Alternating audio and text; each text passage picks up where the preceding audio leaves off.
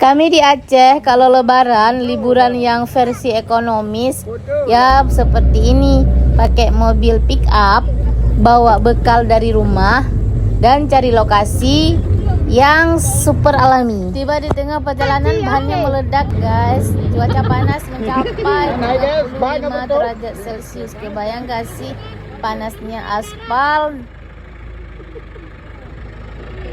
di tengah perjalanan.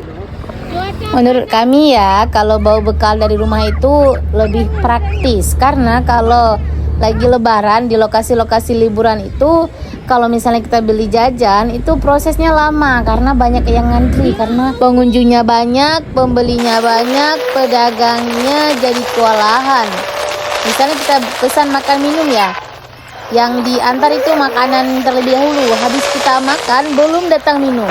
Ya seperti itulah kondisi warung-warung di lokasi tempat liburan. Makanya kami lebih memilih bawa bekal dari rumah.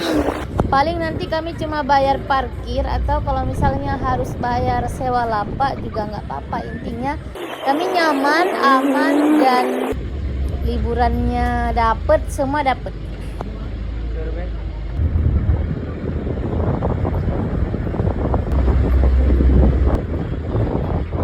Oh yang raja rame.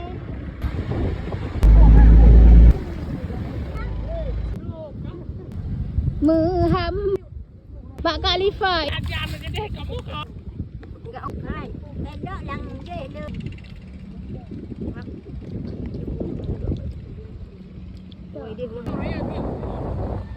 Ya liburan Aceh. Rame ni tak tamu blok.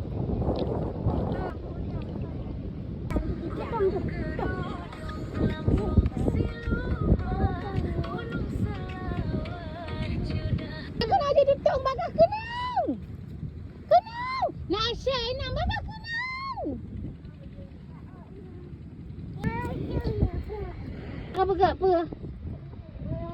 Ha? Kau dek mata?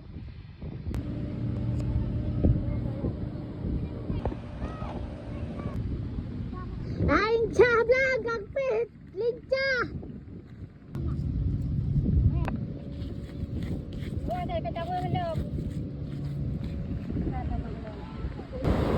Dia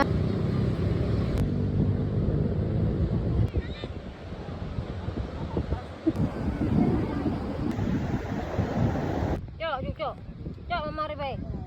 Baju am. Di bunda. Ayo, kalau turun. Baju apa? Baju apa?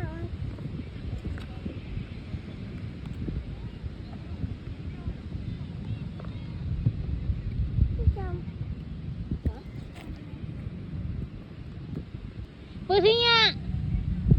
Tinggal. Tak ma.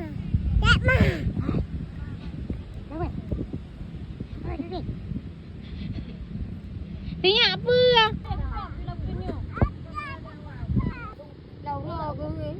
Nak lewat ke?